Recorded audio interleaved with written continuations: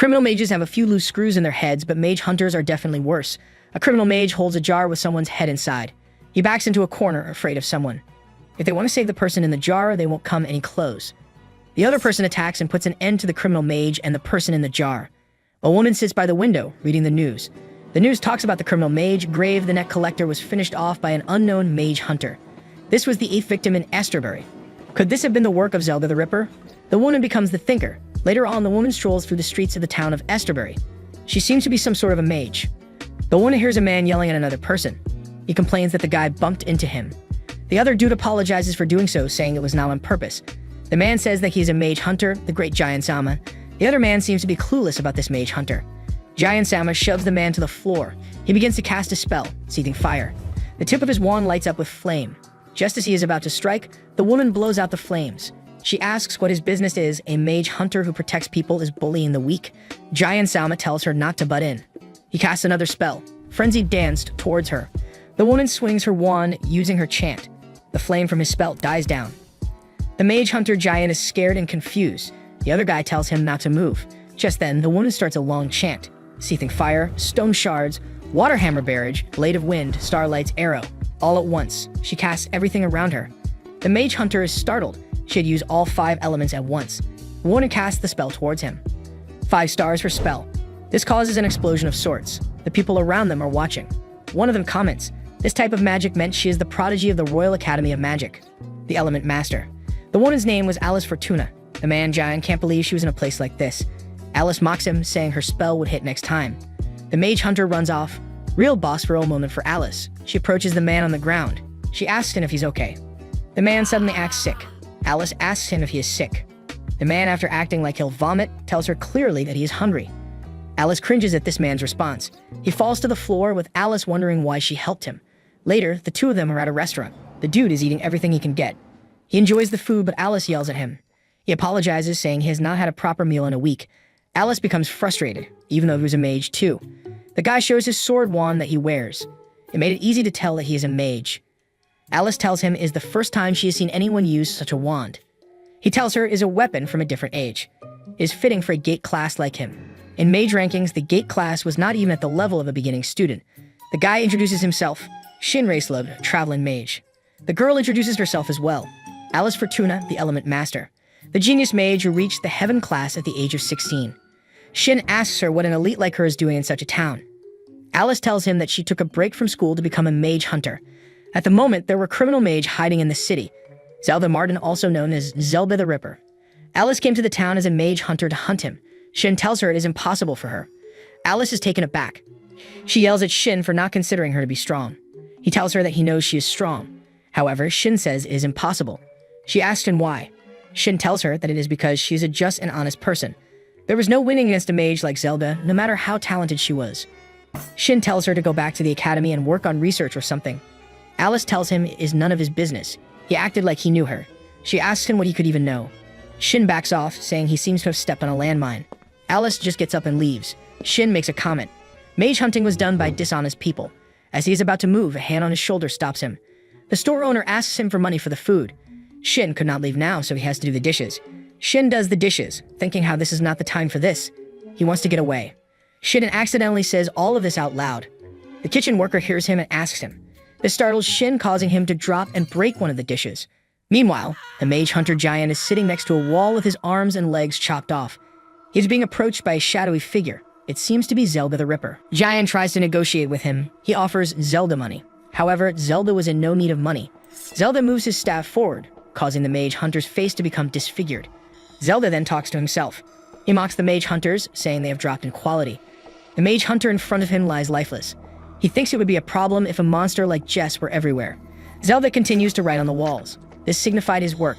Later, the people gathered around the body of the mage hunter. Alice pushes through the crowd. The mage hunter's body is all messed up and stuck to the wall. This was Zelda's art. Alice became disgusted. She thought it was pathetic and disgusting. Right beside her was Shin. He tells her what she should be looking at. He tells him that she was avoiding looking at the body. Shin goes towards the body, examining it. Alice can't seem to believe it. She tells him it is wrong to do so. Shin tells her that it is standard procedure to examine the evidence if they are going to hunt mages. Bro is literally Sherlock. The corpse was an important clue. Shin examines the writing on the wall. Alice becomes more and more confused. She pulls at his clothing, asking who he is. Shin asks her again. Did she truly plan on hunting Zelda? She answers yes. Shin tells her that he needs results so she could join the capital's uniformed staff. He did not want her to do this kind of thing. Shin holds Alice's hand. He tells her until he says it is alright, she should not move alone. Doubly Riz. Then he asks her for a favor as well. Just as he is about to ask, the restaurant staff finds Shin. All the people stand with their kitchen utensils. Shin tries to make an excuse saying they are greedy. As he is about to ask Alice for the money, she slaps him saying he is the greedy one. The mob drags away Shin as Alice has a laugh and waves at him. Alice begins to think of what he said. Was he worried for her? She thinks of paying, then decides against it. Alice begins walking, but she is approached by another figure. The figure tells her not to be alone in the night. He asks her if he can guide her to the safe main road. He stretches out his hand. Alice takes off her cloak. She makes note of his dressing and his magic she could feel. She tells him her name. The shadowy figure was the mage hunter Zelda the Ripper. Alice swears on her name as Element Master, that she will hunt him. Zelda starts to become somewhat afraid. He could not believe it. It could not be that the Element Master was in front of him. Alice tries to be cocky that he is trembling because of her name. Zelda becomes hysterical. The enemy laughs. Alice says she won't let him go away without a fight. Zelda laughs hysterically. He cannot express what he is feeling right now. He is in awe of Alice and her imagination. The depth in her eyes, her fragile femininity, and strong resolve make her a piece of art. Alice is at 10/10 in his eyes. He can't wait to see her cross-section. Zelda holds his cane and requests her to let him see her cross-section. Alice just stares at him like some madman. She tries to cast her own unenchanted spell, but Zelda sees right through it.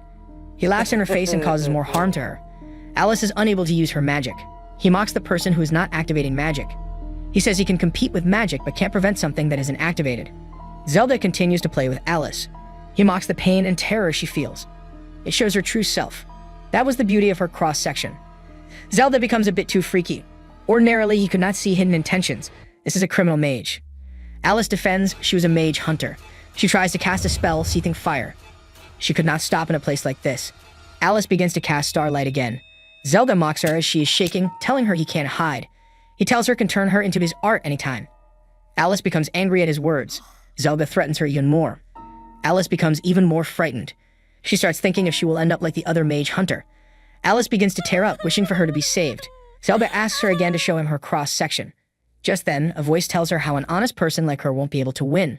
The sword wand strikes the ground in front of Zelda, and he backs off. It's Shin again came to her rescue. Shin tells Alice that magic reflects the heart. Strength of the spirit was what mattered. All criminal mages had some screws loose in their heads. One would be overwhelmed if they tried to fight them fairly. Shin tells her that to fight them, she needed to have screws in her head broken. He tells her to stand back, saying that you will take care of the man. Zelda questions Shin, asking him who he is.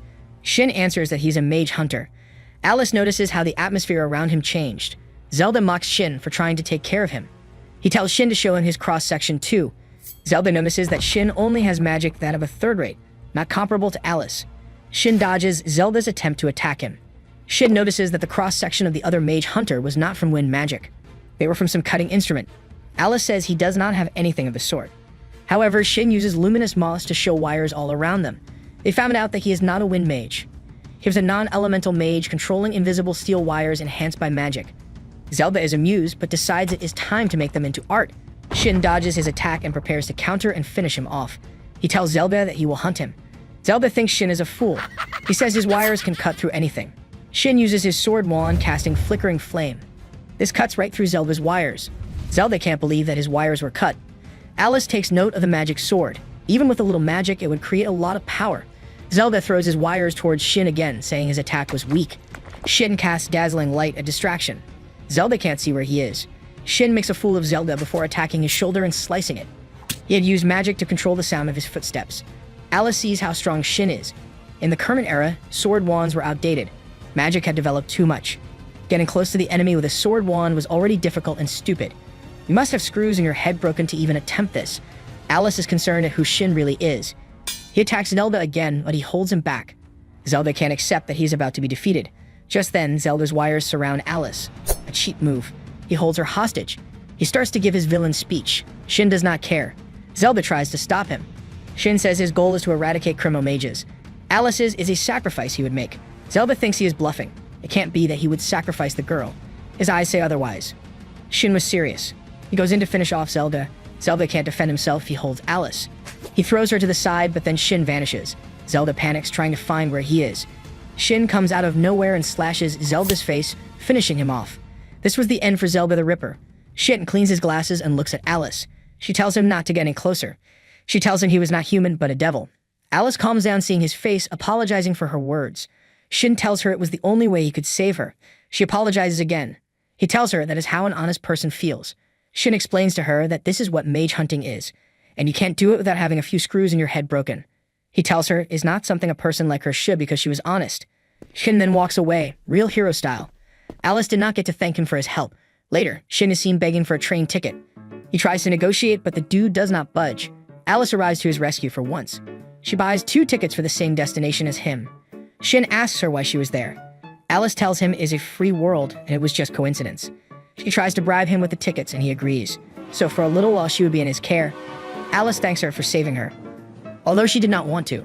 She tells Shin by sticking with him she might learn something. She gives him a bunch of receipts. Alice tells him that she will chase him down for her money.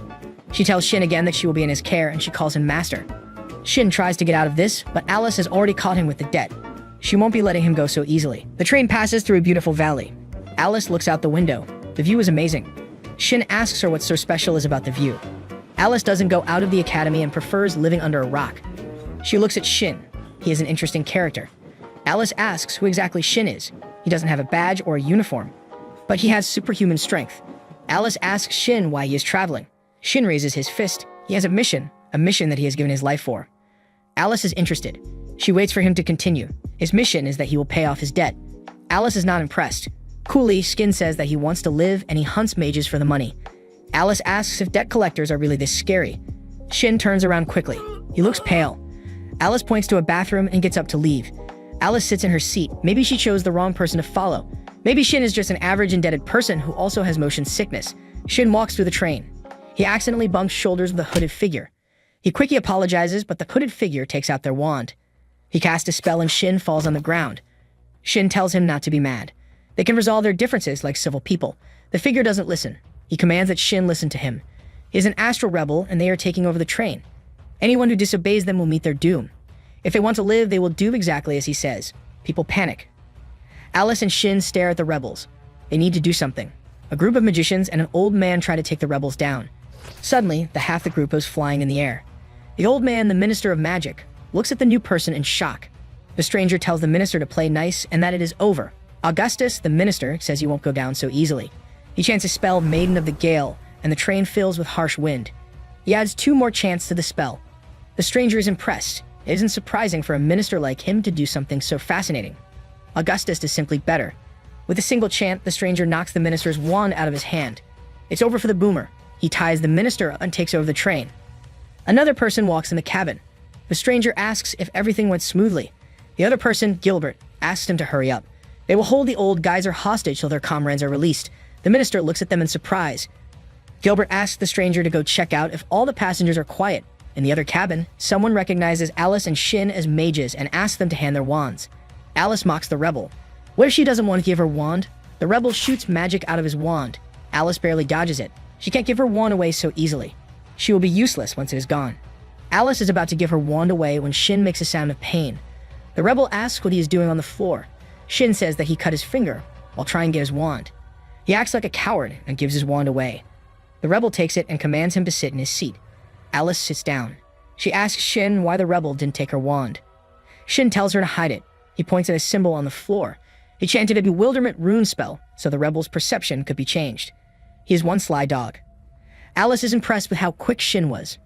She thinks that isn't an ordinary person. Shin says that he protected her wand was so she wouldn't do something stupid. She can stay safe now that she has her wand. Alice suggests they should fight the rebels at the spot. Shin stays calm. Before they can start fighting, they need to make sure the other passengers are safe. Shin says that he is motion sick, he cannot fight. He is nerfed at the moment. Alice is not impressed. Just when her opinion of him was changing, he goes and tells her this. Shin stares down at a rat behind Alice's foot. The rat glares back. In another cabin, Gilbert sits on the seats. His lackeys tell him that they have moved the passengers and removed all guards. They sent a message that they want their comrades released and that they were the ones behind this attack. Gilbert praises them. He will wait for them to be released and then he will finish off the passengers. The rebels are surprised. They didn't believe it would go so smoothly. One rebel says that he didn't think they would be able to pull this off. This pisses Gilbert off. He do not like weaklings or people who don't trust his abilities. He raises his wand and the lackey turn to dust. The remaining rebels stare at him. Gilbert makes sure they get the message and believe in him. He tells them to piss off and do as he is instructed. The rat stares at them from under his seat. Shin is able to watch this scene through the rat's eyes. He says that this is bad. Alice looks at him disgusted. Is one bag not enough for him to puke in? She asks how many more he needs. Shin continues. Things will go very bad if nothing is done. Alice agrees if he pukes now, people will hate him. Shin tells her to stop talking about puke. The stranger who captured the minister walks in. Alice looks at him as he puts his hand on a woman's head. The woman is scared for her life. The stranger asks her to play with him since he's so bored. The woman begs him to stop. A rebel tells the stranger, Victor, to not mess things up. Victor says that Gilbert won't mind as long as things go according to plan. Victor grabs the woman by the hair and drags her across the floor. Alice curses Victor. Shin whispers and asks her if she is ready. She has a strong sense of justice. She can pull this off. Shin tells her that these are the most baddest villains. Going against them might end up with her losing her life. Does she have the guts to raise her wand to protect someone she doesn't know? Alice coolly asks why she became a mage hunter. She stands up and casts a spell. Lightning emerges from her wand. Victor stops walking. Alice says she became a mage hunter to defeat the astral rebels. She has been prepared for a long time. She cannot stand back and watch these rebels take advantage of innocent people. Victor leaves the woman and turns to face Alice. He asks why she still has a wand in hand. The woman runs to her child and comforts him. Alice watches this and starts to cast another spell. Victor strikes her before she can do anything. He didn't even say anything, and it's over. He is an impressive mage. Victor introduces himself in a corny way. He is Victor the Flash. He is the fastest. He calls Alice a 10-tenths baddie, eye candy compared to the other woman. He will have his fun with her. She was bold enough to go against him. She is very interesting. Victor licks his lips. He says not so family-friendly things to her. Alice stares at him in disgust. He raises his hand to cast a spell on her. Suddenly, chains wrap around his hand. Victor can't move anymore. Shin stands up and takes his glasses off. He calls Alice an idiot, but he doesn't hate her. Alice asks if he did this. Shin hid this spell from the start when he casted the rune of bewilderment. Victor tells him he hasn't won yet. Shin runs at Victor. Victor frees his arm and casts another spell. Shin dodges it and takes his sword out. Before Victor can blink, Shin runs on him from the roof and slashes him in half. Victor asks just who he is and falls down lifeless. Shin says he's just your ordinary mage hunter. Shin turns to Alice. He says that she and him are surprisingly compatible. Alice stares at him. What does he mean? The dice have been cast. In order to win, they need to defeat all the enemies and not let a single passenger get hurt. Alice nods in understanding, locking in, and follows him out of the cabin where Victor's body lies. As he makes quick work of the bad guys, Alice stares in awe as she marvels at how amazingly well the fight was. He explains that the fighting powers of the enemies as well as their abilities and positioning were something he could understand because of rat familiar that is jumping on his shoulder. He tells her that the real fight starts now because just in front of them the main troops are already in position and guarding the premises, and they even have a hostage. Alice asks him what they are going to do and if he has any sort of plan. With a serious look, he asks her if she is really prepared to risk her life for something like this. Alice mumbles something to herself, telling him that she already told him she is ready. The astral rebels are her main objective and she will go through anything to achieve her objective. She is determined not to lose herself before she loses to an enemy. He recalls a saying of a maid from long ago who said that the mages have a few screws loose when he sees her ready to risk her life for something like this. He moves forward and talks about their strategy that they should follow to move forward. He sees two people guarding something that notice that there is no routine check-in.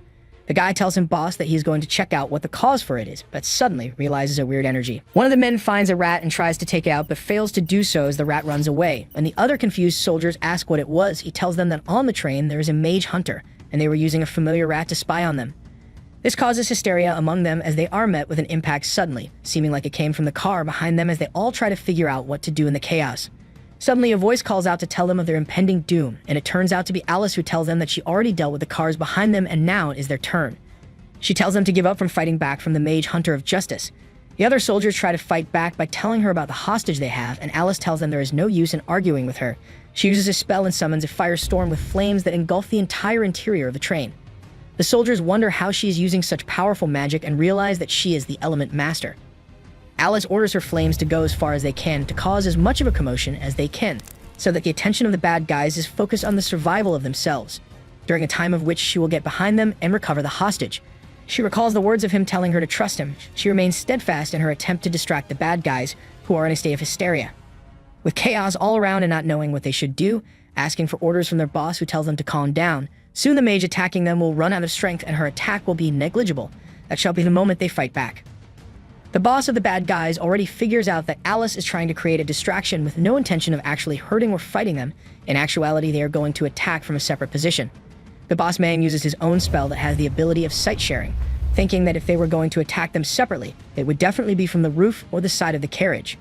Trying to uncover their foolish plan, he decides to capture them before they can go through with it, and when he finally captures them, he is going to end up using his wind spirit. He pauses as he notices Alice using her magic to enhance the flames and make them even hotter than before. He takes hold of the hostage and drags him towards Alice, who upon seeing the hostage wonders what happened to Shin. He was supposed to be rescuing the hostage while she was distracting the enemies from the front. The boss tells her that they were hoping for the wrong thing. Their plan was so easy to read that she was acting like a decoy and another person was going to snoop in and save the hostage. The other person, however, was nowhere to be found when he looked for him. Alice freezes upon hearing this. It could not have been that Shin left her all alone to deal with the enemies. He could not have betrayed her. The boss adds fuel to the fire as he says that maybe the second person fell off the train or decided to leave her on her own. Whatever happened to him was not of his concern, but all of this meant that she is all alone. Alice stays frozen as her anxiety rises through the roof. She keeps questioning herself whether Shin left her all alone and ran away. However, right now, as she's about to be attacked by the bad guys, she suddenly remembers Shin telling her to trust him. She immediately summons a shield of ether wall to protect her, and the warriors are surprised that she is still willing to fight them. They turn to their boss to know what they should be doing next. The boss tells them to play with her for as long as she wants. Since they have the hostage with them, there should be nothing she can do to them. She can't directly hurt them. Among the warriors, one guy smirks as she attacks the shield she is in with a powerful magic.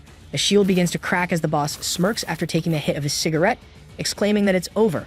Suddenly, a voice agrees to him out loud as he pauses. The voice continues that it is indeed over for him. And suddenly, Shin emerges from out the train and attacks the boss, who fails to deflect his attack. Alice yells at him for taking so long, and Shin laughs as he says that it was the best timing he could show up.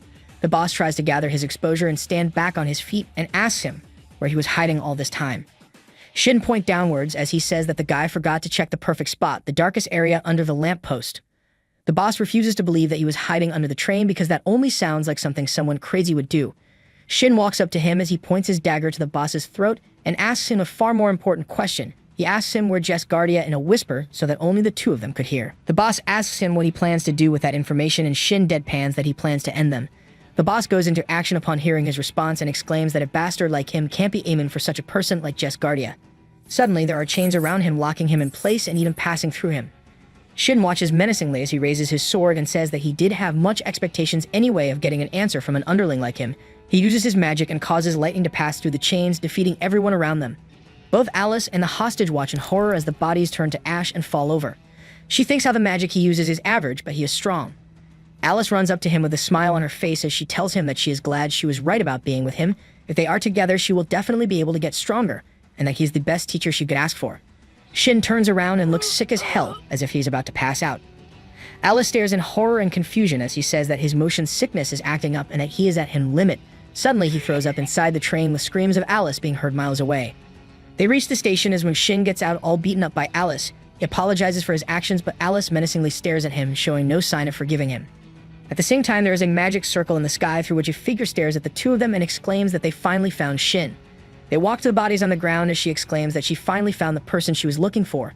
She doesn't get a response and says that everyone is exaggerating because they have no reason to stay silent. After all, they only lost their arms and legs because of her. They should try harder if they want to defeat her. She turns to one body and suddenly asks him what organization he is from, and the guy starts to get her for his life, and she immediately ends him. She smiles as she says that his life is the only payment she needs for earning her forgiveness. She is just that kind and merciful. She looks forward to meeting Shin, who is completely unaware of her scheming after him. A woman hums as she works on a table. The girl beside seems afraid and is on the verge of tears. The woman reveals her creation, a gruesome creation with several human bodies attached to each other. She thinks it is beautiful while the girl is afraid. The woman tells the girl in the cage, Rico, that her turn is next.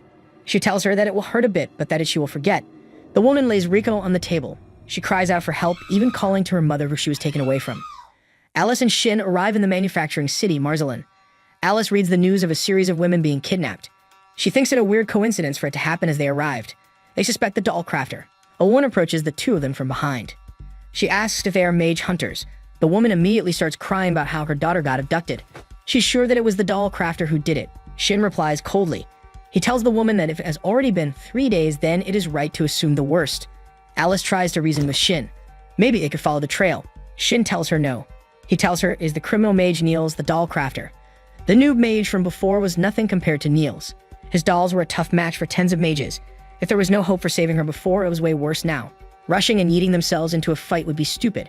Shin tells Alice that their plan is decided and for her not move until he says so. Alice takes note of his face. He seemed guilty, although he was cold to the woman.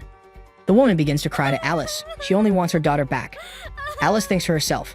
She was stupid and pure-hearted. Alice decides to pursue Niels on her own. She can't seem to figure out the true nature of Shin. Why was he only going after these criminals? Even though there were worse ones to pursue. Alice walks through the sewers. All the magic traps have been undone. Niels has probably seen her coming. However, there was no sign of an attack. She approaches Niels' workshop. There is a certain stench of red human fluid and burning. She looks at all the bodies in front of her. There is a head on top, it seems to be Niels. There is a woman sitting near the wall, asleep. Alice is shocked by what she sees. The woman begins to look back at Alice. Alice tries to question her from afar. Was she the one who did all this? The woman takes Alice's full name. She tells her she was waiting to see her. Just before she could finish her sentence, Alice casts a spell and breezes forward. She cannot believe the magic of that woman. Her eyes were like the pits of hell. Alice decides to get away from this place. That woman was on a totally different level. For her to say she was waiting for Alice was shocking. It causes Alice to become afraid. She rushes towards the exit, trying to get away from her. However, the woman follows her with ease and mocks how slow she is. She causes Alice to stop in her tracks. She takes Alice hostage. The woman leaves a message on the wall for Shin to see. The message tells him that she has Alice, and if he wants to save her, he needs to go to the place she told. The unconscious girl is still there. He helps her to safety. Later, Shin goes to the location the woman specified. As he enters, Alice cries out. She is chained up and starts apologizing. Shin breaks her chains with a swipe of his wand. He tells her to protect herself. As he is speaking, the woman approaches from behind him, saying that they finally meet. A fight breaks out with a big explosion. Shin tries to get away from her at first. She shoots lightning at Shin. The woman's wand seems to have an eye in it. Shin notices that she is wearing fairy roses which hide her identity. However, her movements showed she had one arm and an artificial leg. The deceiving mage casts a spell, calling forth the angel within her. Suddenly, a huge angel towers over her. Shin does his best to fight off the attacks of the angel. He barely dodges everything. He gets extremely close to the angel's eye before being thrown away. Shin casts his spell, Clashing Wind. A spiral of wind cuts off the arm of the angel. The mage tells her that the Malak summon mimics the mage herself. She says that the weak points are the left arm and right leg. Just as she finishes telling, Shin had already cut off the right leg of the angel. The angel vanishes, and it seems Shin has won. The woman starts clapping, applauding his efforts. She tells him that he has passed the test and that he won. Alice asks Shin who this woman is. He tells her to calm down. The woman was from the Magic Law Enforcement Division. The chief known as Charlotte Mazer, the top of the Mage Hunters. Alice can't believe what had happened. Charlotte approaches Shin. She tells him that she was worried that Shin had gotten rusty. This was why she gave him the usual test. Charlotte explains that Shin was her former subordinate. Alice seems to question everything. She truly did not know Shin at all. Alice thinks if he was her former, then she would not have attacked him this way. Charlotte asks Shin to come back under her command once again. She tells him that if he comes back, she will do anything. Shin refuses, showing he is not a simp. She asks him if he was still bothered by what happened 3 years ago. Charlotte tells him it was not his fault what happened.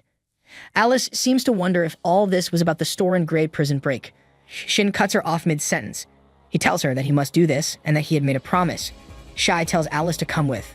As they are about to leave, Charlotte casts Ulza's binding seal. Alice drops where she is standing. Shin holds her, asking her what is wrong. He then realizes this is Charlotte's doing. She had cursed Alice. Charlotte tells her that Alice is a brilliant kid and that Shin was wasting her. Charlotte says she will turn Alice into her familiar, since Shin won't become her underling anymore. She asks Shin again if he will come back under her. Shin is reluctant to answer. The scene switches to the capital city of Lundarica, to the Igrid Ministry of Magic HQ.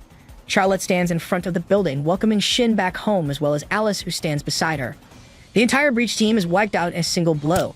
The soldiers talk among themselves. The uniformed team and the reinforcements are nowhere to be seen. The enemy stands on a body. He is covered in bandages, one eye visible. He tells the soldiers that help cannot arrive. They are trapped with him now. He has set a magic barrier from which no one except the enemies can use magic. He shows off that mage hunters are small fry compared to them. Before any actual help arrives, they will be on their way with the bag they made.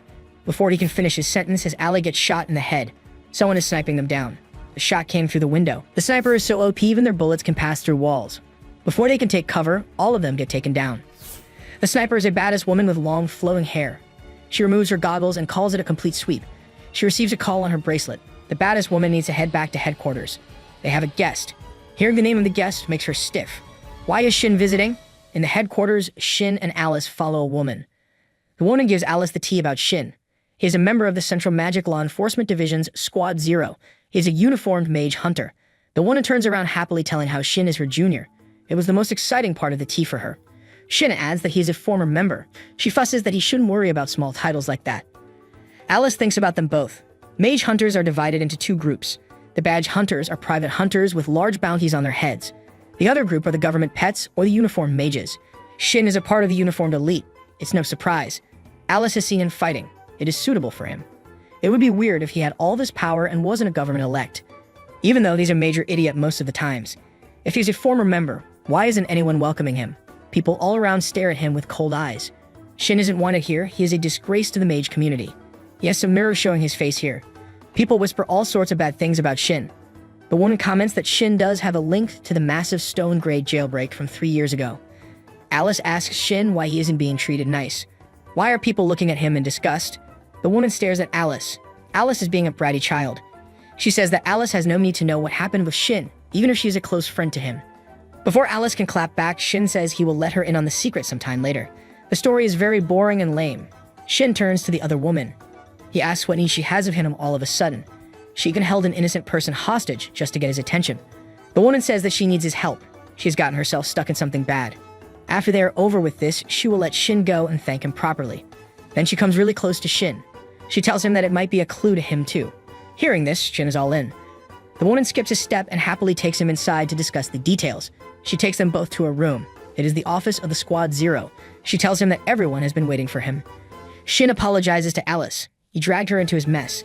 Alice shuts him up. She is scared for her life and doesn't know what the future holds, but meeting the famous Squad Zero is a good opportunity. She might never get this change again. It is a good learning opportunity for her. She needs to get stronger to be a part of the uniformed mages. Alice opens the door. A body is hanging from a rope. A man is on fire screaming how hot it is. A woman chants something and laughs like a maniac. Alice shuts the door. She rubs her eyes saying that maybe she is seeing things because of how tired she is. She opens the door again. The man is still screaming. The body just hangs. The woman chants more and laughs. Shin laughs. This is how they have always been. They haven't changed one bit. The woman with Shin agrees. Alice is just confused. The man on fire pours a bucket of water on himself and runs to hug Shin. He jumps on Shin, telling him how badly he missed him. Shin says that Barney, the man on fire, is as hot as ever. Barney calls Shin actually hot. A fine display of bromance. The woman who was previously chanting comes running. She throws another bucket of water on Barney and says Charlotte told he was coming. She then turns to Alice and becomes cold. She asks who Alice is, then assumes that she must be Shin's lover. Alice denies quickly. The woman asks for her hair. She will curse Alice for being with Shin. Average woman behavior. Alice is surprised. The woman looks like a cinnamon bun who wouldn't hurt a fly even.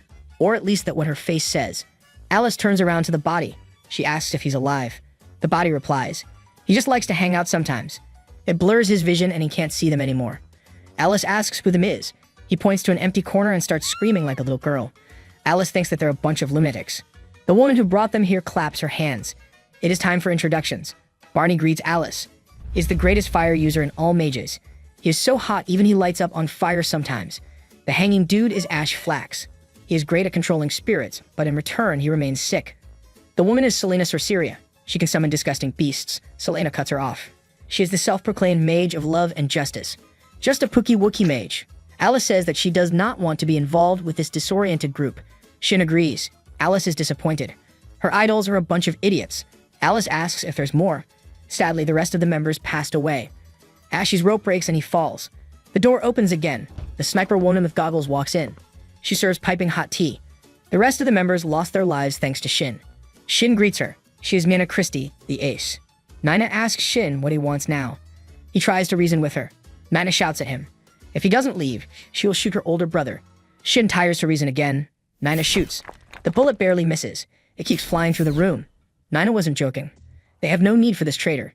She will put him out of existence if he doesn't leave. Charlotte, the woman, uses her powers and asks them to calm down. They are all friends. No one needs to be put out of their misery. Shit is necessary to her plans. Nina argues back. Charlotte says with a cold look in her eyes that the members who passed away were too weak. Shin isn't to blame for their demise. She becomes scary. Maybe Nina didn't understand her. Shin cuts them both off. He will listen to Charlotte and she will release the curses she put on Alice. After that, he will be on his way. He understands that Nina hates his guts, but she can put her hatred to the side for just a bit. Nina is confused. What curse? Alice just looks down sadly. Shin asks Charlotte what she wants. With zero hesitation, Charlotte says she wants to overthrow the country. Shin tries to argue, but she puts a spell on him. She even skips him. While Alice is here, she can help too. If she denies, Charlotte will end her life. They have gathered their fighting powers. The coup d'etat is under process. Let's take over the country. Hip hip hooray. Alice is surprised by Charlotte's plan to overthrow the government. She thinks it is a joke. However, Charlotte is as serious as it can get. Shin asks her why she is planning such a thing. Surely there was more to it. Charlotte tells him that this country is rotting. Apparently, it was becoming the next Ohio. Charlotte explains further. The king was the highest authority. However, the high-ranking nobles made the parliament system a place for corruption. Everything changed after the huge stone-grade jailbreak. It was a place where all the criminal mages were held up. The largest magic prison in the world. However, 3 years ago, many criminals managed to escape all at once. Due to this, Alice's father became a victim of the criminal mages. The Astral rebels took in these criminals, so they rose to power. After that, people important to the kingdom's government were taken down one after the other. Everyone in the government waited to pick a side. They were passing policy to bring power to the new Astral rebels. The policy was to grant special pardon to the criminal mages. It was the ridiculous policy they were trying to pass. Alice and Shin startled knowing this. It was the unthinkable. Charlotte says that they put everything on the line to catch that mage. However, the higher-ups think they can just release him on a whim. This meant there were people in the upper ranks who had ties to the Astral rebels. At this rate, the country would drown in evil. The mages would run wild. Alice thinks to herself about all this. She looks at the group. They seem to be serious. Charlotte tells them that the military and nobles were cooperating. They were to certain somebody as their boss. She asks Shin and Alice if they would help. They had prepared everything, so Shin did not have to worry. He says he has no choice. Charlotte casually asks Shin if they could infiltrate the royal palace. It seemed that the traitors were going to meet the Astral rebels directly. The group needed a just reason to rebel against the current government. Shin and Alice hear out Charlotte's plan. She tells Shin that he catches them in the act of betrayal. Since he was not connected to the magic law enforcement division, it would not affect the rebels. She tells him that she'd thank him in any way he wanted. Shin is a Sigma and rejects her offer. Alice loses her cool. They were treating Shin like a pawn. Charlotte tries to negotiate that it is important to get rid of the evil people. Alice claps back. She tells Shin that he does need to accept this. As she is trying to convince him, Charlotte uses her magic to shut Alice up. The magic chokes her. Shin tells her to stop and then asks for the details for the mission. Charlotte mocks Alice's obedience. Later, Alice approaches Shin as he is walking down the stairs. She apologizes for her outburst. He tells her that it was not needed and that they needed to think about what comes next. Even if they did what Charlotte asked, she would not release Alice. It was likely she would keep using them to overthrow the government. It was the type of woman Charlotte was. Alice regrets her decisions of acting on her own. Shin asks Alice how she really feels if she wanted to be uniformed. It would be okay to follow the chief, though it was against her will. Alice tells him that she could not follow Charlotte. She agrees that revolution might be necessary and that people would follow Charlotte. However, Alice was not a mage who would pick on the weak. Shin lets out a sigh at Alice. After everything, she was still soft at heart. He tells her she is not built for this because of her compassion. Maybe it would be a benefit to have a kind mage hunter like Alice. Shin tells her of his plan. Following his plan, they would get an advantage over Charlotte. Then she would have no choice but to release her. Alice asks him what he planned, but he tells her to stay shut and behave. Later, in front of the palace, Shin makes his way quietly using his magic. The guard has no idea. Shin uses extreme speed and air kick to jump towards the building. He then uses anti-gravity run to scale the wall. Alice and Charlotte are amazed at Shin's skill. He made it past the defenses easily. Alice now understands why Charlotte wanted to use Shin. She also realizes that she is a burden to Shin. Charlotte asks her if Shin said anything to Alice. She lies and says he did not. However, Charlotte reads through her. It was obvious. Charlotte repeats what Shin had said, that she would keep them until they were not useful. She asks how they plan to go against her. Alice did not know, but Charlotte would not have believed that anyway. Charlotte jokes around and tells her it does not matter. She had won once Shin infiltrated the palace. For this meeting, the Astral rebels would send someone important. When Shin and that person come in contact, Squad Zero would capture the person. Doing this will get them close to the core of the organization. Charlotte claims that Shin is hard to tame and does have an objective. Alice asks what happened 3 years ago at Stonegate Prison. Meanwhile, at the round table, the officials gathered. They were nobles who swore loyalty to the royal family. However, the king had been confined to his sickbed all this time. So the corrupt nobles were in charge of making all the decisions of the kingdom. The officials invite in the messenger of the Astral rebels. The round table first rank, Lord Igzum, greets the messenger. They talk about the hijacking of the train the magic minister was riding. Along with this, the rebels benefited from the leaking of state secrets, trafficking, and trade. The messenger thanks the nobles for their help. He says that they should join hands and make the world their own. He tells them, however, that they did not move silently. The workings of the nobles had been noticed by Charlotte. The rebel says he already feels the presence of one of her underlings. If the evidence got out to her, who knows what she would do? Lord Igzam becomes afraid, thinking what to do. The rebel speaks of a plan to gain advantage and control the country forever. Meanwhile, Shin makes his way to the round table. His way of getting an advantage over Charlotte was to get rid of everyone in that room. If he does this, he will become a criminal mage. This way, Charlotte would have to sever ties with him. Since she took Alice as a hostage to control him, this story would harm her reputation. This way, she would let go of Alice. Shin thinks it is for the best. If it is his objective, he will go down to hell to complete it. He approaches the round table room. Shin hopes to himself that Alice would be different than him, that she would find her own right path. Just as Shin enters the room, he sees all the nobles on the floor. They're almost zombie-like. The nobles make random noises while lying on the floor. The astral rebel tells Shin that this is the work of the zombie powder. It steals the reasoning of the living and makes him into a zombie. The rebel took control so only he could rule the country. He asks Shin, had not he filled his desire? Shin attacks the rebel, who defends against him. The rebel was a sword wand user just like Shin. Charlotte sees everything happening. She cannot understand what's going on. She knew Shin had a plan, but this was unexpected. Charlotte begins to speak to Alice. She tells him there was a certain man in Squad Zero. He was known as the strongest in the kingdom's history. The man was like an older brother to Shin and Mina. Jess Guardia was that man. Shin faces off with Jess, both meeting after a long time. Jess seems to act high and mighty. He says that after all this time they are indeed family. Shin angrily tells him that he is a criminal mage. Jess was the man behind the Stone Grade prison break, and now he was the leader of the Astral Rebels. He was a criminal mage. Shin tells him that he will take him out no matter what. He tells Jess to say his prayers, because he's about to condemn him to hell. 3 graves are shown, with flowers growing out of them. The graves were of Roy, Lena, and Max. Nina clenches her fist trying to figure out why. They had lost Aisha-san as well. Nina bursts into tears at the grave. She wants to know what she did to deserve all this. Nina cries at the graves of her comrades. Shin and Jess stand behind her, looking at their fallen companions. Jess talks to Shin. He says that he will have to become a mage hunter after all. Shin becomes concerned for Jess. Jess says that he will wipe out the criminal mages for good. He would make a world where these mages would never hurt anyone again. Jess wanted to become the mage hunter of condemnation. The scene flashes back to the current time. Shin is facing off with Jess. He asks why a great man like Jess would do such things. He says that Aisha told him, and that is how he knew. Jess wanted to reset this rotten world. Shin yells back. Jess could not get away with just taking out people however he wanted. There was no other reason to be doing all this. Jess tells him that he's a criminal mage. Shin swears that he will end Jess. He could not do it 3 years ago. Now is his chance. Jess becomes the alpha, telling Shin not to get cocky. He throws Shin miles away. Shin cannot understand this weird magic power. Jess talks about how the both of them would always fight over small things. However, he asks him if Shin actually won against him. Jess uses his magic to throw Shin out the window. The glass shatters and goes everywhere. Shin is stunned at what is happening. Seeing all this, Alice becomes aggressive. However, Charlotte stops her from engaging. She tells her that there's nothing she can do except wait. Shin lays half alive on the ground. Jess begins to think he has won again. Just then, a voice calls out to Big Brother. It was the Zero Squad. They had surrounded Jess Guardia. He acknowledges the nostalgic faces and asks them how they have been. Alice understands now why Charlotte stopped her. In a way, this was a good chance to destroy the Astral Rebels. In this case, they had to change plans now. Charlotte passes a new order to the Zero Squad. Take down Jess Guardia at any cost.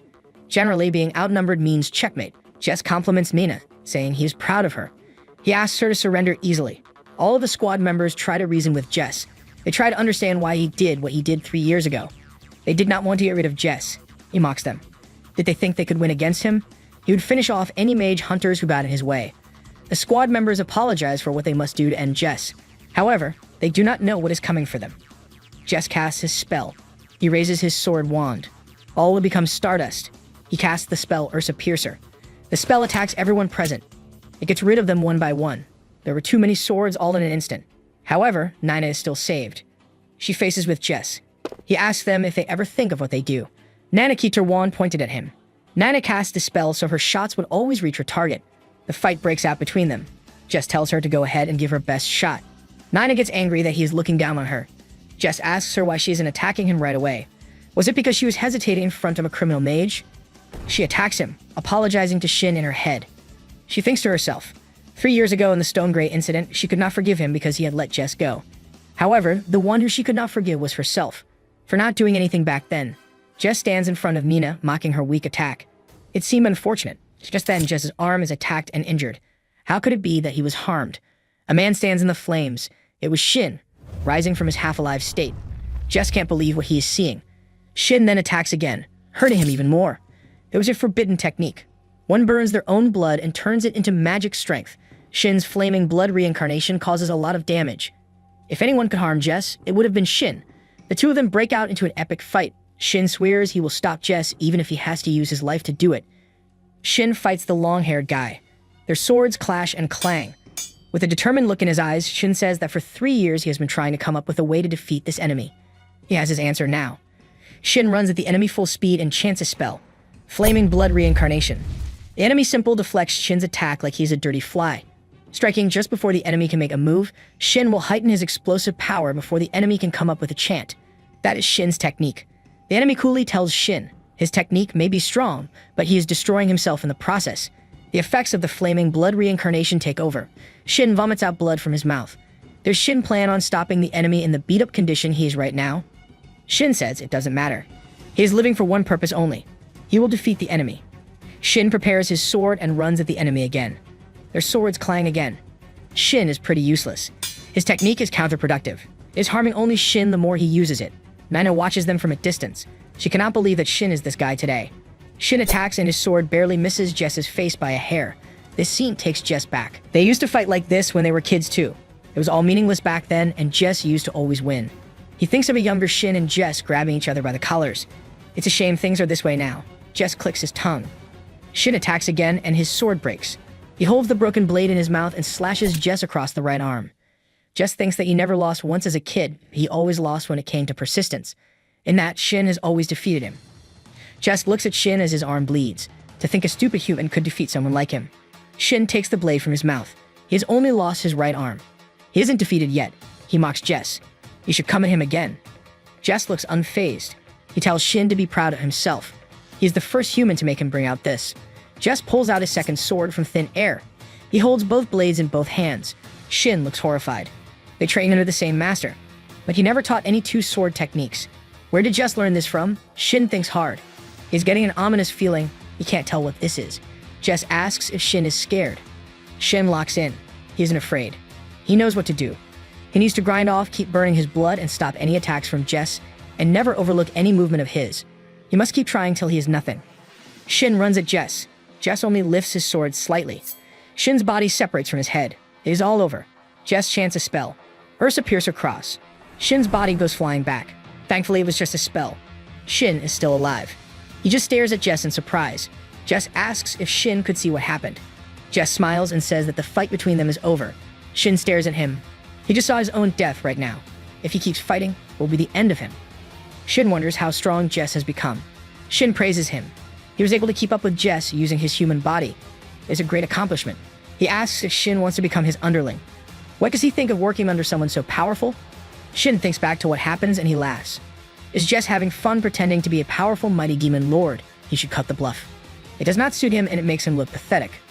The human body contains about 6 liters of blood. Losing 2 liters is fatal. Shin was always planning on keeping the remaining 4 to stay alive. By burning up 2 liters of blood, he was almost able to reach Jess. Shin's blade lights up in flames. If this is what it takes to defeat Jess, he will give himself up. If he burns the rest of the 4 liters, he will be able to reach Jess and harm him. He just needs to overcome his fated death in order to hurt Jess back. This is his big brain moment. Shin prepares to fight again. He runs at Jess once more. He says that Jess can take this as his death. Jess claps back. The only death they will see today will be of Shin. Shin prepare to fight back. It's a real shame, but it will only end this way. They go back to fighting. Shin thinks back the promise he made to Jess. Jess asked him to end him if he ever became a criminal rage. It was a promise between 2 brows. Suddenly, a large angel-like being smashes its fist between the 2 of them. Shin jumps back and Shin goes flying against a wall. Jess smiles and greets Charlotte. It is about time she decided to come. Charlotte greets Jess and asks how he is. It's been a long while since they've talked to each other. Alice lands in front of Shin. He is bruised pretty badly. He coughs out more blood and calls out to Charlotte. Alice examines his wound and uses her magic to heal him. He is in a very bad state. Alice asks him to not move. Charlotte turns to Shin. She checks him out. She never gave such an order to Shin to put his life on the line. A pawn is only useful when it is alive. He didn't need to risk his life without her permission. She will end him if he ever disobeys her again. But he is alive, so it doesn't matter all that much. Charlotte commands Alice to take care of him. He should be able to at least move. Shin asks how Charlotte plans on fighting this beast alone. She stands in front of Jess and takes her wand out. Jess comments that this is very unlikely and out of character of her. Did seeing her people lose their lives make her this way, or has she finally lost her mind and gone senile? Charlotte doesn't answer. She laughs like a maniac. Jess is underestimating her squad zero. The other members of the quad stand behind Charlotte. Barney bluffs that his injuries are all good. They are not. He is barely able to stand. Ashley wonders if this is all a work-related accident. Selin is pissed that her cute clothes got messed up. Jess laughs. These pesky beings won't leave him alone. Charlotte calls out to Nina, who is sitting on the ground. She is a part of Squad Zero. Charlotte asks if Nina is willing to fight someone she admires. Someone she calls her big brother. Nina stands up with her sniper in hand. She is ready to fight. Alice fangirls over how cool Charlotte is. With her arrival and the power of friendship, they are the top of all the mages.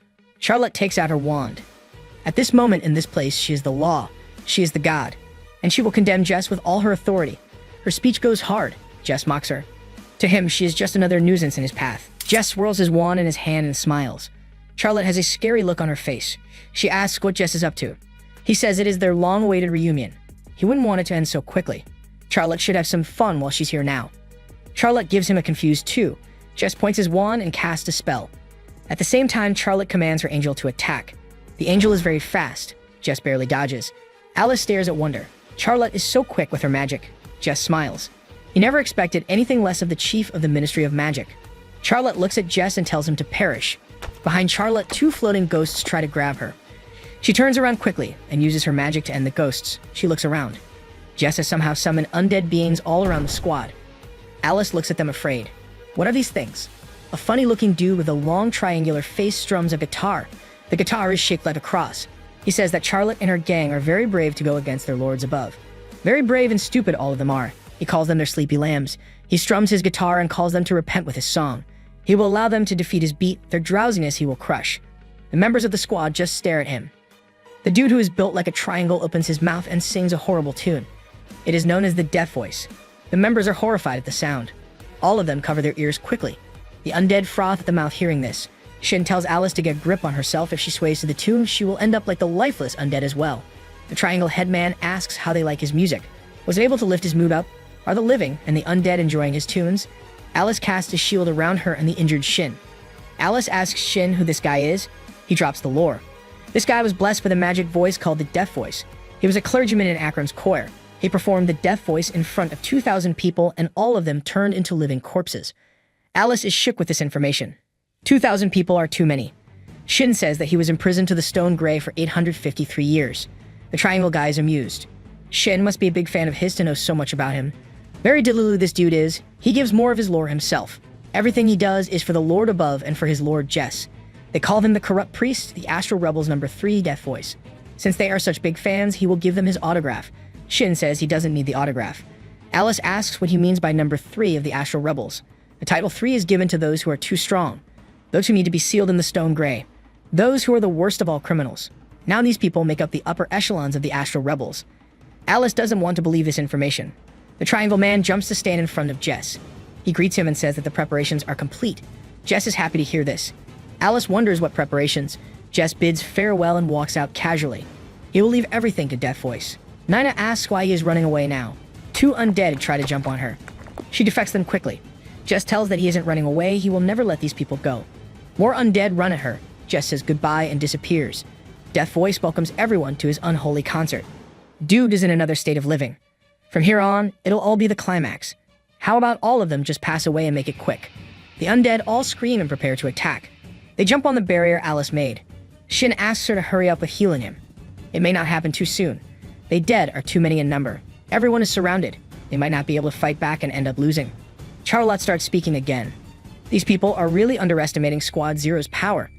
In this time, Barney lights a fire using his magical powers all around them. Death Voice looks at him with stars in his eyes. They had a necromancer with them. That's very gross to him. Barney smiles and holds his wand in both hands. He snaps it in half. Alice looks at him in surprise. Why would he break his wand like that? Shin comforts her. To Barney, a wand is something that only holds him back. Barney gets very OP. Once his wand no longer constrains him. He asks Charlotte to follow Jess. He will take care of this pest.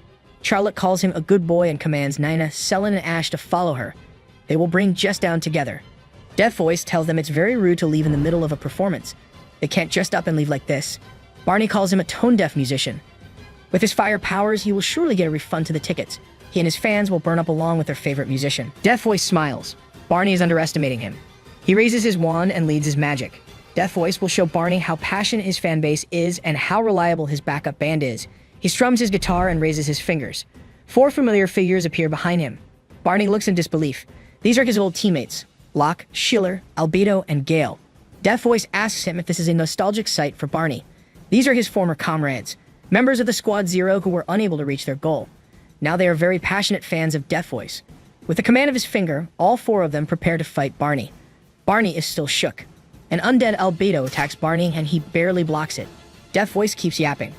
A lot of great heroes are big fans of him and his songs in the underworld. His voice alone is enough to wake up the dead. Alice looks at the magic. This is a secret technique only necromancers can use. The undead heroes summon. The higher the summon level is, the harder it is to control them. If a great hero is summoned, more power will be required to control them at will. But Death Voice is controlling all of them like puppets on a string without breaking a sweat. Is this the power of a numbered criminal mage? Alice shouts to Barney. This enemy isn't someone Barney can tackle alone. Shin tells her it's okay. She looks at Shin confused. Death Voice yaps again. Seriously, who ordered this yappuccino? He says that his hymn for the Lord can wake the dead too. He shouldn't gatekeep it from these people either. He strums his guitar quickly and starts screaming again. He calls the undead to ascend and aid him in fighting. Barney gets flashbacks of his old comrades laughing with him. This is very messed up. He hears his comrades calling out to him to save them. Barney locks in and ignites his flame more. The illusions and the undead burn up. Barney recognizes this. Death Voice is possessed with fury.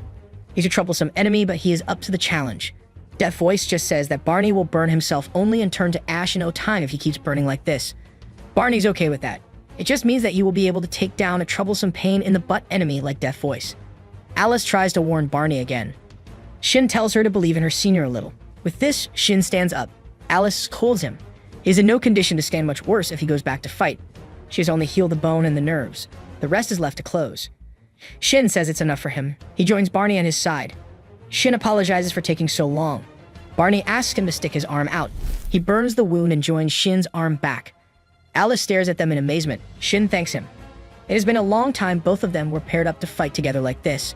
Shin tells Barney to finish this quick. He will go to chase Jess after this annoying Death Voice is dealt with. Death Voice laughs like a maniac. He asks them to let him hear their union. Alice remembers her past, when she was cutting ties with the academy a teacher advised her. In a fight between 2 mages, which one is more powerful does not matter. What matters is how they play out their cards. At that time, these words meant everything to her. Now, seeing this battle, she realizes how heavy those words were. Sometimes, no matter how much you plan out against an enemy, none of it matters. You simply cannot win when the enemy keeps throwing more and more powerful cards against you. Barney roars and his flames rile up. The ground shatters. He casts a spell, volcanic rage, and lava erupts from the ground. Death Voice comments that their beat and rhythm are kind of lame. He offers his tune instead. With the strum of his fingers, a huge monster erupts from behind him. Death Voice tells them to dance to his beat. The monster rushes towards Barney. He clicks his tongue and throws a ball of fire at the monster. The monster disappears from the path. Barney looks around for him.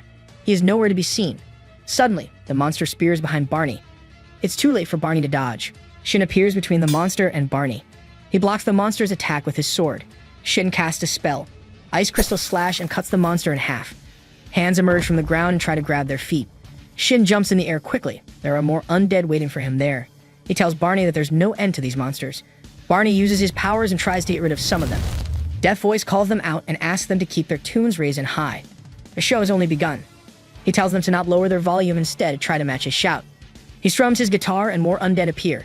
Alice analyzes this fight from afar. Shin is a close-range fighter and Barney is a mid-range fighter. Together, both of them are indestructible. But Death Voice is smarter than this. He throws a huge number of weak undead at Shin and sends the big guns to Barney. This isn't letting them help each other and do what they want to do. If this keeps up, they will both exhaust themselves and never get close to Death Voice. She wonders what Shin will do in this circumstance. Both of them stand back to back. They have stopped attacking. Death Voice starts again. He scratches his ear calmly and tells that he is sad they've reached a pause already. He is disappointed because he heard so many great things about Squad Zero. This is just a shame. Shin has an idea. An idea that will bring Death Voice down for sure. Death Voice is amused at this. Barney asks what Shin wants to do. Shin says that they cannot discuss is in front of the music maniac. They whisper nothing among themselves and pretend that they know exactly what to do. Shin points his wand at Death Voice and says this is what they will do. Barney plays along. Alice is shook. Is this the plan the oh-so-infamous Shin came up with? Barney mocks Death Voice. If he thinks that he and Jess are the strongest combo, then Shin and Barney are the best duo. Shin agrees that Deaf Voice smacks his hand on his own face. This fight isn't a joke. They can't claim stupid things by themselves. Just when Deaf Voice was enjoying the show, these idiots ruin his tune. Deaf Voice looks back at them. Shin is missing from Barney's side. He thinks where the sword user Shin could disappear without making a single noise. Barney calls Deaf Voice with a smug smile on his face. Seems like he can't keep up with the change in key. Deaf Voice looks at him and then smiles. He starts laughing like a maniac. He points at Barney and tells him that to show him their duet. His tune will break their duet's sound to pieces. Deaf Voice locks in. He thinks of where Shin is hiding. He's pretty sure Shin is aiming for his head, ready to take it off when the corrupt number 3 isn't looking. For this, he will simply surround himself with more undead. Shin won't attack if he can't see Deaf Voice properly. And this time, he will send more powerful heroes at the necromancer Barney. This is a foolproof plan for Deaf Voice. Alice sees through Deaf Voice's plans. He is thinking of this, she is sure. She looks at Barney. There is a bewilderment rune behind Barney. It was set by Shin when Deaf Voice wasn't looking. It will control Deaf Voice's perception. The Barney standing in place is actually Shin. Barney is the one who went missing from the scene. Deaf Voice will send powerful heroes at Barney, who is actually Shin. When he gets busy, the actual Barney will come out of hiding and burn all the undead and Deaf Voice altogether. It is amazing how they were able to come up with all of this without talking. They will surely win with this plan. Deaf Voice smiles. He's sure this is all the unexperienced brat Alice is thinking. These guys are all on some interstellar level mind game. Deaf Voice has already seen through this plan. If this is the case, he will simply adapt. But one in front of him isn't the necromancer. It is the sword user. He will simply send all the undead at the sword user. Deaf Voice commands the undead to attack Barney. This leaves him out in the open. Alice sees this opportunity. It's all going according to plan. The very few undead surrounding Deaf Voice start to burn away. Deaf Voice was waiting for this all along. He knew the real Barney would come out of hiding soon enough. Barney tries to strike Deaf Voice. He asks if Barney was stupid enough to believe that he couldn't protect himself and fight alone. He deflects Barney and smacks him with his guitar. Barney goes flying and falls on the ground. Deaf Voice laughs. The win is in the bag. He is the sole victory holder among these idiots. Alice sees what he did. Deaf Voice used some of the dead to reinforce himself so Barney's powers wouldn't burn him. Things are looking really bad for both Shin and Barney now. Deaf Voice tells them to surrender and give up their foolish dreams and hopes. He will be generous, and as a token of their memory, he will hold a gathering to repose for them. Deaf Voice tells them to be ready. He reaches down to strum his keys again, but there is a sword gem in his guitar. He looks at it in confusion. His strings are all messed up. Barney speaks from behind. He knew all along that Deaf Voice was strong as a solo enemy too, but he isn't clever enough to guess this sort of a plan. The body from the ground was actually Shin. Interstellar level thinking. Deaf Voice is shocked to see him there.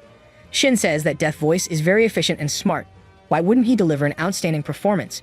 Shin tells that the guitar isn't only an instrument. It is an amplification tool. It amplifies Deaf Voice's power.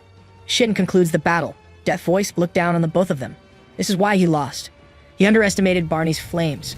Barney lights Deaf Voice on fire and he burns out. The battle is over. Alice happily looks at the both of them. They won. They never switched places.